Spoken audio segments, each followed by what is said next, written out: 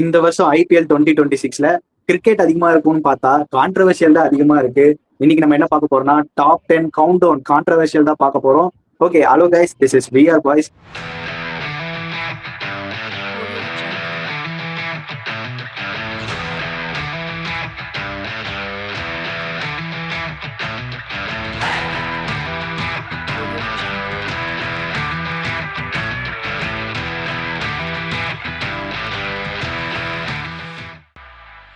இன்னைக்கு நம்ம இந்த வீடியோ தான் பார்க்க போறோம். நம்பர் 10ல இருந்து ஸ்டார்ட் பண்ணலாம். நம்பர் 10ல நம்ம அனலிஸ்ட் என்ன எடுத்துட்டு வந்திருக்காங்க அப்படின்னு பாத்தீங்கன்னா, அம்பையர் டிசிஷன் கிரைசிஸ் அதுதான் எடுத்துட்டு வந்திருக்காங்க. நானே ஸ்டார்ட் பண்ணி வைக்கிறேன். இந்த வருஷம் ஐபிஎல் 2026ல அம்பையரோட டிசிஷன் யாரெல்லாம் அக்ரி பண்ணிப்பீங்கன்னு தெரியல. ஆல்மோஸ்ட் வந்து ஒர்ஸ்டா தான் இருக்கு. வைடு கொடுக்கறதா இருக்கட்டும், வைடு இல்லாத பாலுக்கு வைடு கொடுக்குறாங்க, வைடான பால வைடு கொடுக்க மாட்டாங்க. தேர்ட் அம்பையர் செக் பண்ணும்போது அது வைடு மாதிரியும் தெரியல, வைடு இல்லாத மாதிரியும் தெரியல, எட்ஜ் இருக்க மாதிரியும் தெரியல, எட்ஜ் இல்லாத மாதிரியும் தெரியல, பவுண்டரி லைன்ல 6 போன மாதிரியும் தெரியல, 4 போன மாதிரி தெரியல. ஆங்கிள்ஸ் அவ்வளவு ஆங்கிள்ஸ் இருக்குன்றாங்க. ஆனா வந்து அவன் காட்டுறது என்னமோ 3 ஆங்கிள் 4 ஆங்கிள் தான். அதுல நம்மளால கன்ஃபார்மா சொல்ல முடியல. நம்மளாலே சொல்ல முடியல டிவில பாக்குற நம்மளால. கிரவுண்ட்ல இருக்க ஃபேன்ஸோட நிலைமை யோசிச்சு பாருங்க. இந்த வாட்டி ஒரு அம்பையரிங் புவர் டிசிஷன் நிறைய பார்க்க முடியுது. 4 கொடுக்கறதாகட்டும், 6 கொடுக்கறதாகட்டும், அதுக்கப்புறம் வந்து வைடு நோ பால் கொடுக்கறதே ஆகட்டும், எட்ஜ் பின்னாடி போய் காட் பிகேண்ட் அப்புறம் வந்து கேட்ச் ஆகிறதே ஆகட்டும், நிறைய டிசிஷன் மேக்கிங் வந்து அம்பையர் வந்து ஒரு மாதிரி புவரா தான் இருக்கு. அரசன் ப்ரோ, உங்களோட கருத்துக்கள் கார்த்தி நீயும் சொல்லிடு. நான் டீட்டெயிலா எக்ஸ்பிளைன் பண்ணிருக்கேன் ஓரளவு. இல்ல ப்ரோ, இப்போ இவங்க எப்படி அந்த அந்த பாயிண்ட் மார்ஜின் அந்த எட்ஜோட எல்லாம் எப்படி இவங்க வந்து அசியூம் பண்ணிக்கிறாங்கன்னு தெரியல. அந்த வைடுக்கு ரிவ்யூ எடுக்கும்போது செய்தான் சில நேரத்துல ஃபீல்ட்ல இருக்கிறவங்களுக்கே நம்ப முடியாது. இப்போ விராட் கோலி எல்லாம் சில நேரத்துல அந்த வைடு எல்லாம் கொடுத்துட்டானா அவனோட ரியாக்ஷனே வந்து இப்படி இருக்கும். அம்பையர் கிட்ட போய் கேட்டுருவாரு, எதுக்கு நீங்க இப்படி குடிக்கிறீங்க அப்படின்ட்டு. ஏன்னா சில நேரத்துல அந்த டைம்ல அந்த தேர்ட் அம்பையர் என்ன பண்ணுவாருன்னா, யாரோ ஒரு பக்கத்துக்கு கொடுத்துதான் ஆகணுங்கிற கட்டாயத்தின் பேர்ல அந்த டிசிஷனை மேக் பண்ணிடுவாரு.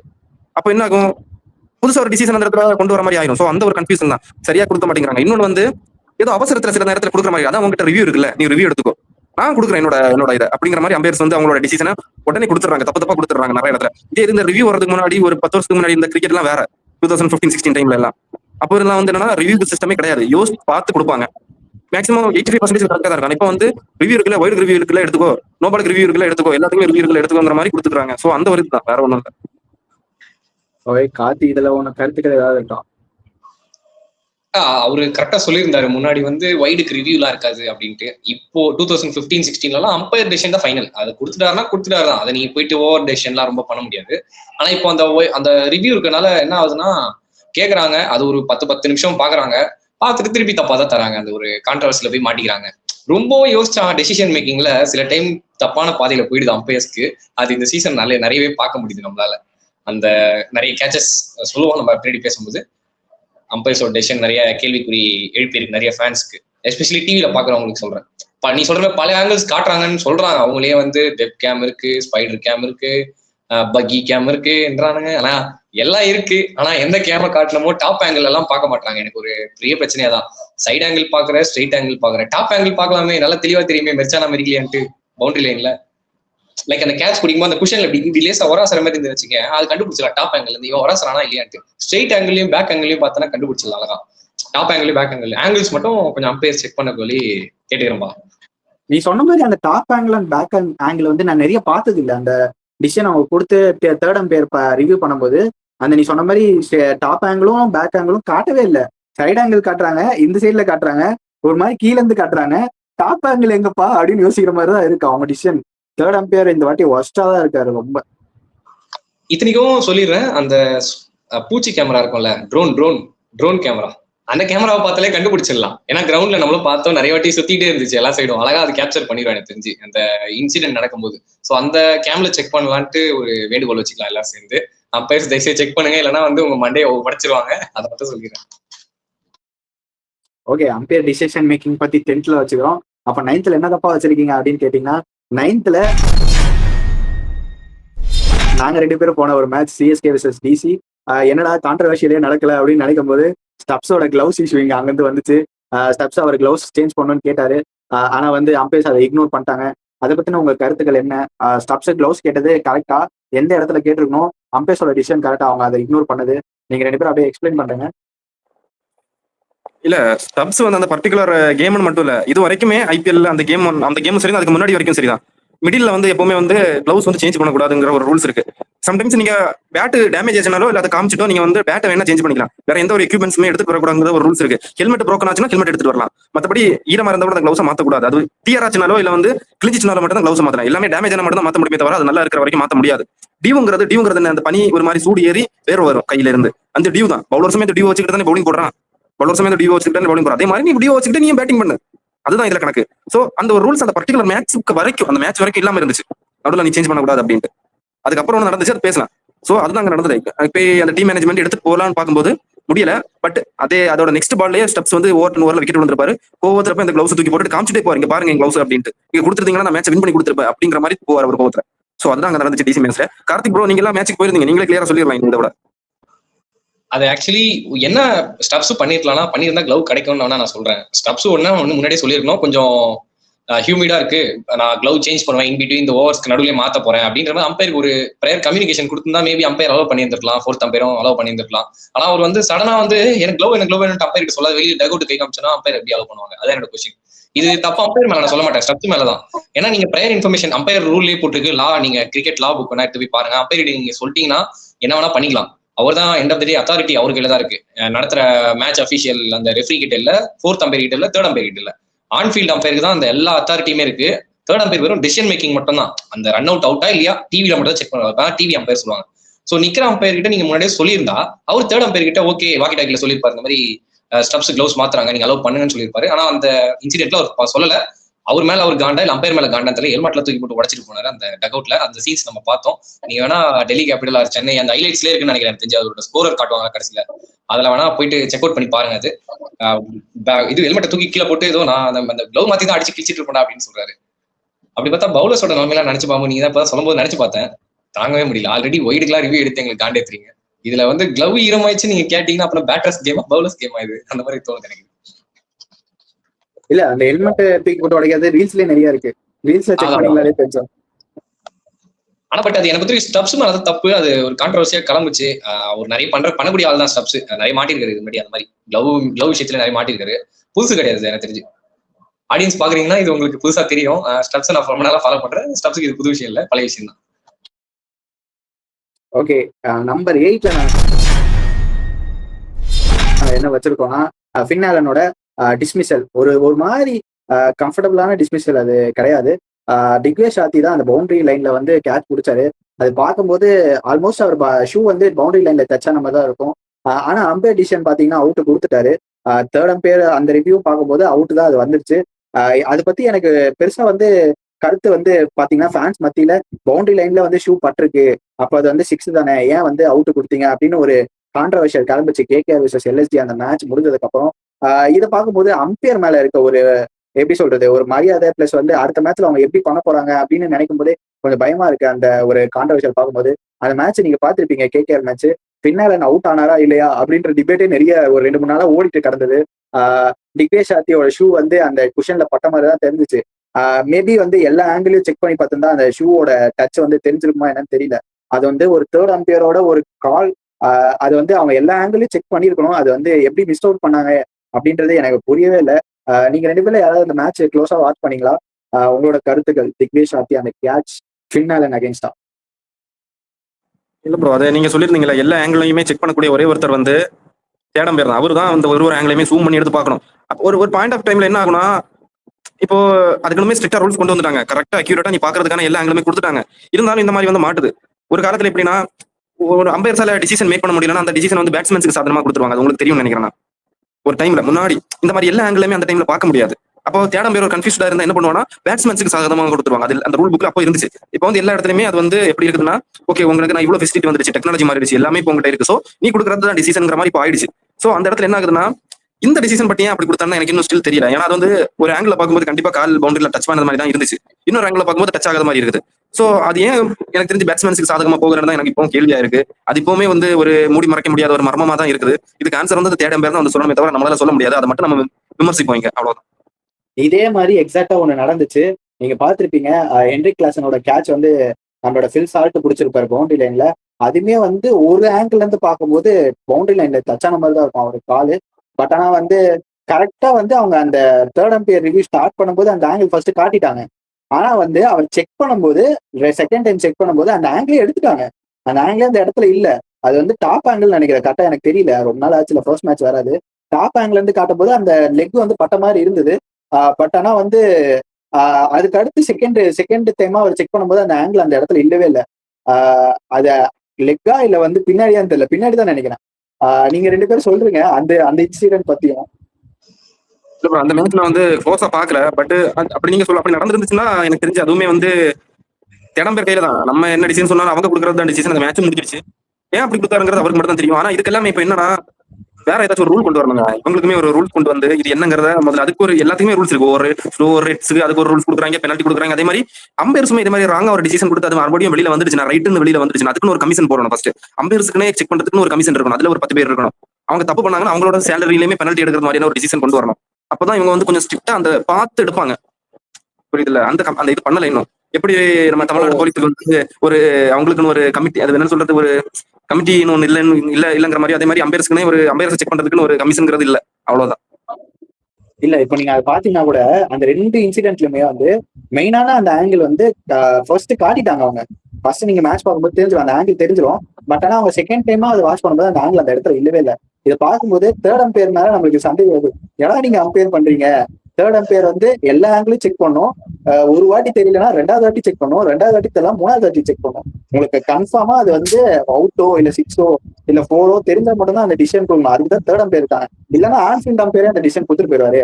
அவருக்கு இருக்க ஆங்கிள் என்ன தெரியுதோ அவர் கொடுத்துட்டு போயிருவாரு. எதுக்கு தேர்ட் அம்பையர்? நீங்க எல்லா ஆங்கிளும் செக் பண்ணுவீங்கன்னா தேர்ட் அம்பையர் வச்சிருக்காங்க. நீங்க அந்த ஒரு ஆங்கிள் நான் மிஸ் பண்ணிட்டு மிச்சம் இருக்க ஆங்கிள் தான் நான் செக் பண்ணுவேன் அப்படின்றதுக்கு தேர்ட் அம்பையர் எனக்கு தேவையே கிடையாது. ஆன்ஃபீல்ட் அம்பையரே கொடுத்துட்டு போயிடலாம். கார்த்தி ஏதோ சொல்ல வந்தா அப்படியே நீ கண்டினியூ பண்ணிடு. ஆக்சுவலி அம்பையர்ஸ் நீங்க சொன்ன மாதிரி கமிஷன்லாம் போட்டா தயவு செய்து அம்பையரிங் ஆள் இல்லாத போயிருந்தோம். அந்த ஒரு பெட்டிஷனை மட்டும் நான் கொடுத்துட்றேன். ஏன்னா அம்பையரோட வேலை வந்து அவ்வளோலாம் எடுத்து பண்ற மாதிரி இல்லை. இப்ப நிறைய பேர்லாம் அதுக்கு வர்றது கிடையாது. முன் வந்துலாம் எக்ஸ் கிரிக்கெட்டர்ஸ் கிரிக்கெட்லேயே தான் ஏதாவது வேலை பண்ணோம் அந்த மாதிரி தான் பண்றாங்க. நிறைய பிளேயர்ஸ் வந்து லீக் ஆடிட்டு அப்படியே அம்பையர் பண்றாங்க. லைக் கௌஷிக் காந்தி மாதிரி ஒரு எக்ஸாம்பிள்லாம் உங்களுக்கு தரலாம். ஸோ நான் சொல்றேன், அந்த அம்பையர் மேல நிறைய ப்ரெஷர் இருக்கு. இப்ப நீங்க சொன்ன முன்னாடி வந்து அந்த ரிவ்யூ சிஸ்டம்லாம் இல்லாத போது அவங்க கொடுக்குற டிசிஷன் தான் ஃபைனல். அவங்களை எதை எதிர்த்து பேசினா மேட்ச் ரெஃப்ரி கிட்ட சொல்லிடுவாங்க. சொன்னா அது ஒரு ஃபைன் வந்துடும் பிளேயர்ஸ் மேல, கேப்டன் மேல. பட் இப்போ அவங்க மேல ஃபைன் போட்டா அவங்க இன்னும் தப்பா டிசிஷன் கொடுப்பாங்கன்னு நான் சொல்றேன். எனக்கு அந்த ஒரு ஃபீலிங் எடுத்துட்டு போறேன். ஏன்னா ஆல்ரெடி உங்களுக்கு பெரிய ப்ரெஷர் இருக்கு, நிறைய டிவி இருக்கு, 10 ஆங்கிள் இருக்கு, அதுலயே நீ ஒழுங்கா கொடுக்க மாட்டேன்னா இன்னும் அவனுக்கு கமிஷன் ஃபைன் எல்லாம் போட்டா வேலையை விட்டு ஓடிடுவான்ற. நான் லிட்டலா 2 அம்பையர் மட்டும் தான் பண்ண முடியும். இல்ல அவங்களுமே கிரேட் பண்ணி நல்ல சேலரி கொடுப்பாங்க. இல்ல எனக்கு ஆன்ஃபீல்டு அம்பையர்ஸ் மேல பிரச்சனை வந்து அந்த அளவுக்கு பெருசா இல்ல. எனக்கு பிரச்சனை இருக்கிறதே வந்து தேர்ட் அம்பையர் மேலதான் பிரச்சனை. எல்லா ஆங்கிள்ஸும் செக் பண்றதுக்கு தான் அந்த தேர்ட் அம்பையர் இருக்கும்போது நான் ஆங்கிள் செக் பண்ண மாட்டேன், நான் எனக்கு பிடிச்ச ஆங்கிள் தான் செக் பண்ணுவேன்னு உட்காந்துட்டு இருக்குது. எனக்கு அதுதான் வந்து கொஞ்சம் ஒரு மாதிரி பிரச்சனையா இருக்கு. நீங்க அதை மட்டும் சொல்றீங்க கரெக்டா? எனக்கு வந்து இந்த ஃபர்ஸ்ட் மேட்ச்ல ஒரு கேட்ச் பிடிச்சாங்கல்ல, அந்த ஹென்ரி கிளாசனோட கேட்ச் ஃபீல் சால்ட், அது வந்து ஒரு ஆங்கிள் பார்த்தா பின்னாடி உட்கார்ற மாதிரி தான் தெரிஞ்சுது. ஆனா இன்னொரு ஆங்கிள் பார்த்தா கிளியரா அவர் வந்து பிடிச்சி முதுகுலாம் வந்து கிரவுண்ட்ல தான் இருந்தது. அந்த குஷன்ல பட்ட மாதிரி ஒரு கால் குஷன்ல பட்டிருக்கு. அந்த பக்கம் ஆங்கிள் அவங்க செக் பண்ணல. மேபி அந்த பக்கத்துல கேமரா இல்லையோ என்னமோ. அந்த பக்கம் ஒரே ஒரு ஆங்கிள் மட்டும் செக் பண்ணிட்டு டிசிஷன் கொடுத்துட்டாங்க. அதான் பிரச்சனை. கேச்சஸ் வரும்போது ஆங்கிள்ஸ் செக் பண்றது ரொம்ப முக்கியம். அது பண்ண தவறாங்க இந்த சீசன். நானே நோட் பண்ணேன். இந்த மாதிரி 2 வாட்டி நடந்துச்சு. 3வது வாட்டியும் நடந்துடும் தோணுது ஐ திங்க் எனக்கு தெரிஞ்சு. அதுல வந்து இந்த என்ன பிரச்சனைனா அந்த சட்டை, இந்த ஒரு கபடி எல்லாம் பாத்திருப்பீங்களா, சும்மா வருடி இருப்பான். அதை வந்து எனக்கு தெரிஞ்சு கிரிக்கெட் கூட ஓகே தான், கபடி எல்லாம் இன்னும் கஷ்டம்ன்றான் அம்பையரிங். ஏன்னா அவன் தொற்றுப்பான் லேசா வந்து சுண்டு வரல மட்டும் தான் இந்த ஜெர்சில வருடி இருக்கும். அதை வந்து அவுட் தான், ஆனா அவுட் இல்லைன்னு சில டைம் கொடுப்பாங்க. சோ அதை கம்பேர் பண்ணும்போது கபடியை தயவுசெய்து போய் வாட்ச் பண்ண சொல்ல இந்த டிவி அம்பையர்ஸ் மட்டும். நீ கேட்டல ஒரு கேள்விக்கு, அதுக்கு அவங்களுக்கு அதான் வந்து கரெக்டான பிராக்டிஸ் பா. போய் கபடி மேட்ச் பாருங்க, யாரெல்லாம் வந்து டச் பாயிண்ட் எடுக்கிறாங்களோ அவங்க டச் பாயிண்ட் எடுத்தாங்களா எடுக்கலையான்ற மாதிரி. ஏன்னா அந்த மாதிரி டிசிஷன் தான் விடுறாங்கல்ல கிரிக்கெட்ல. இப்ப அன்னைக்கு ஜெஸ்ஸி பட்ட மாதிரி இருந்தது ஃபில் சால்ட் டிசிஷன். இன்னொன்னு ஷூ லேசா சும்மா லேசா ஒரு வருடல் அவ்வளவுதான். அது ரொம்ப மைன்யூட்டா பட்டிருக்கு. ஆனா பட்ட மாதிரி இருக்கு, படாத மாதிரியே ஒரு நம்மளுக்கு தெரியுது ஆங்கிள். இல்ல அது பட்டிருந்தா வந்து ஒருவேளை 6 தானே, பட்டிருந்தா 6 தானே. அது அந்த நேரத்துல என்ன டிசிஷன் கொடுக்கணும். ஆனா அம்பையரிங் நடக்குது தான் இந்த வாட்டி. ஏன்னா அவங்களுக்கு நிறைய டெக்னாலஜி வரதுனால என்ன மைண்ட் குழம்பிச்சா என்னன்னே ஒண்ணுமே புரியல. அம்பையரே தறியிட தோமா இருக்காங்க. பிளேயர்ஸ் தான் வந்து ஃபார்ம்ல இல்லைன்னா வந்து வில் லெஃப்ட் விட்டு ஆடுவாங்க, இல்ல பேட்லயே படாது. இப்ப அம்பையர்ஸ்க்கும் வந்து டெசிஷன் இதுலயே பட மாட்டேங்குது, அவங்க கையில நிக்க மாட்டேங்குது. ஓகே, நம்பர் 7 போயிடலாம். நம்பர் 7ல வந்து ஆவேஷ் கான் த அன்சங் ஃபினிஷர். நீங்க பாத்துருப்பீங்க, இப்ப ரீசெண்டா வந்து ஆவேஷ் கான் வந்து ஃபினிஷர் அப்படின்னு ஒரு ரீச்ல வந்து ட்ரெண்ட் ஆயிட்டு இருக்கு. அவர் நின்றாலே அவர் வந்து அந்த பினிஷிங் ரோல்ல நான் ஸ்ட்ரைக்கர் எண்ட்ல நின்றாலே வந்து மேட்ச் விடுப்பா எல்எஸ்டி அப்படின்னு சொல்ற அளவுக்கு ஒரு பினிஷரா வாழ்ந்து வந்திருக்காரு. அவர் பண்ண ஒரு சேட்டை எல்எஸ்டி விசஸ் எஸ்ஆர்எச் மேட்ச் நினைக்கிறேன். அந்த மேட்ச் நினைக்கிறேன் பவுண்டரி லைன்ல வந்து ரிஷப் பந்த் லாஸ்டா ஒரு 4 ரன்ஸ் தேவைப்படும் போது பவுண்டரி அடிச்சிருப்பாரு. அதை ஆவேஷ் கான் பவுண்டரி வரத்துக்கு முன்னாடியே லைன்ல ஆல்மோஸ்ட் லைன் கிராஸ் ஆகும்போது கரெக்டா பேட் வச்சு ஒரு ஷாட் ஒன்று வச்சிருப்பாரு. அது அந்த சைடு பவுண்டரியில போய் வீந்துரும். இது வந்து எந்த மாதிரி ஒரு கான்ட்ரவர்சின்னு எனக்கு ஒண்ணுமே புரியல. ஆவேஷ் கான் எதுக்கு அந்த விஷயத்த பண்ணாரு? அது பவுண்டரி தாண்டி இருக்கலாம். பவுண்டரி தாண்டதுக்கு முன்னாடியே ஒரு ஷாட் ஒன்று ஆயிடுச்சு. அந்த சைடு ஒரு பவுண்டரி தள்ளிட்டாரு. இத யாராவது அவர் கேப்டனோ இல்ல ஃபீல்டரோ யாரோ ஒருத்தர் பார்த்துருந்தாங்களோ அது ஒரு பிரச்சனையா எடுத்துட்டு வந்திருந்தா பவுலிங் சைடுக்கு ஒரு 5 பாயிண்ட்ஸ் போனஸா கிடைச்சிருக்கும், 5 ரன்ஸ். இது யாரும் செக் பண்ணல. இன்னைக்கு பார்த்திருப்பாங்க நிறைய பேர் ரீல்ஸ்ல எல்லாம் பார்க்கும்போது ஐயோ அந்த 5 ரன்ஸ் விட்டோமே அப்படின்ட்டு அந்த ஒரு டீம் கட்டி தோணி இருக்கும். கார்த்தி அண்ட் அரசாங்கோ இந்த இன்சிடென்ட் நீங்க பாத்தீங்களா?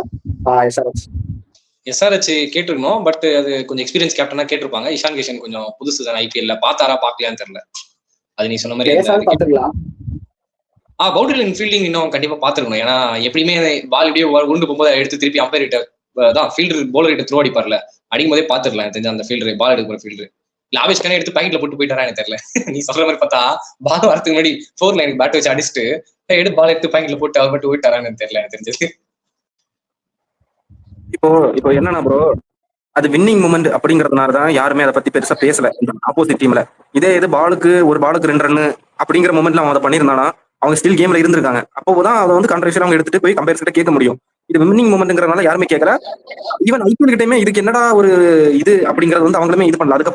அவங்களுக்குமே அதை ரியலைஸ் பண்ணல. அதுக்கப்புறம் தான் யோசிச்சு என்ன பண்ணாங்கன்னா, ஓகே நம்ம வந்து இப்போ புது ரூல்ஸ் ஒன்று போடுறான், தேவையில்லாம பவுண்டரி ரோப்ல வந்து யாருமே விட வேண்டாம், அந்த வாட்டர் பாய்ங்கிற ஒரு 4 பேர் இருப்பாங்க, அவங்க மட்டும் தான் ரெடியா இருக்கணும், எல்லாருமே டக் அவுட்ல இருக்கணுங்கிறது ஒரு இது யாருக்கு வந்து சாதகம் இல்லையோ ஒருத்தருக்கு மட்டும் பிரச்சனை. ஆசிஸ் நகராக்கு மட்டும் இது பிரச்சனையா இருக்கும் பாருங்க.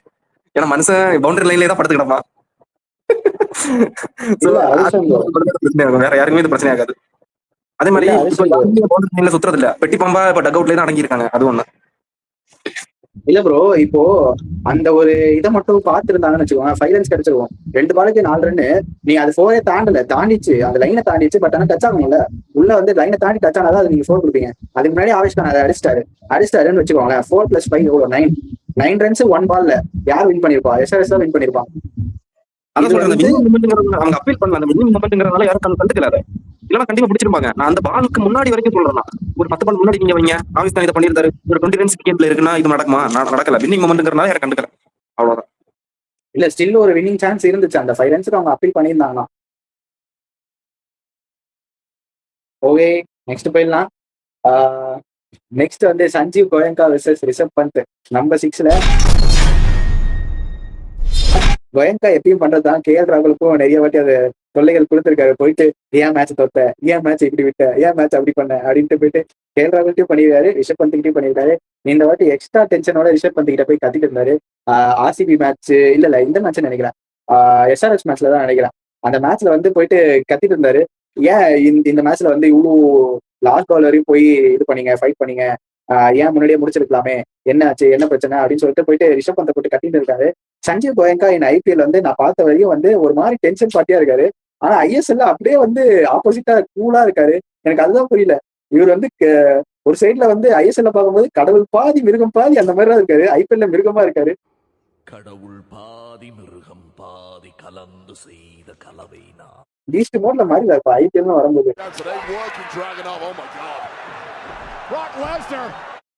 2 பேர் கார்த்திகள் அப்படியே சொல்லிருங்க. Goenka difference between ISL and IPL அதையும் வந்து கார்த்தி சொல்லுவான்னு நினைக்கிறேன். ஓகே, அதை ப்ரோ. அது பழக்க தோஷம், வேற ஒண்ணும் இல்ல ப்ரோ. மேட்ச் தோத்தா அதை வந்து ஏத்துக்க முடியாதுங்கிற அந்த ஒரு மனப்பான்மை இல்ல அவருக்கு. பழக்க தோஷம். இதே இதுதான் அவர் வந்து ரைசிங் பண்ணி சூப்பர் கிங்ஸ் ஒரு டீம் ஓன் பண்ணும்போது இதுதான் பண்ணிட்டு இருந்தார் அவர். அப்பயுமே அதே கோவத்துல தான் டோனியை சேக் பண்ணிட்டு ஸ்டீவ் ஸ்மித் கையில கேப்டன்ஷிப் கொடுத்தாரு. அவ்வளவு பெரிய ஒரு ஜம்பான கேப்டன்ஷிப்ல இருந்து சேக் பண்ற ஒரே ஒரு ஆள் இவரா தான் இருப்பாரு. ஒரு டோர்னமெண்ட் தோத்தாரு, அடுத்த டோர்னமெண்ட் அவர் பெர்ஃபார்ம் பண்ணுவாங்கிற நம்பிக்கை இல்ல. இதனாலதான் கேஎல் ராகுல் அந்த டிராமால இருந்து வெளியில வர முடியாம தான் டிசில கேப்டனே பண்ணாம இருக்கான். ஏன்னா கேப்டன் பண்ணியிருந்திருப்பான் கேஎல் ராகுல். உங்களுக்கு தெரியுமா? அது எனக்கு கேப்டன்ஷிப்பே வேண்டாம், நான் பட்ட டார்ச்சர் போதுங்கிறதுனால ஒதுக்கிட்டேன், கேப்டனே வேண்டாம் அப்படின்ட்டு.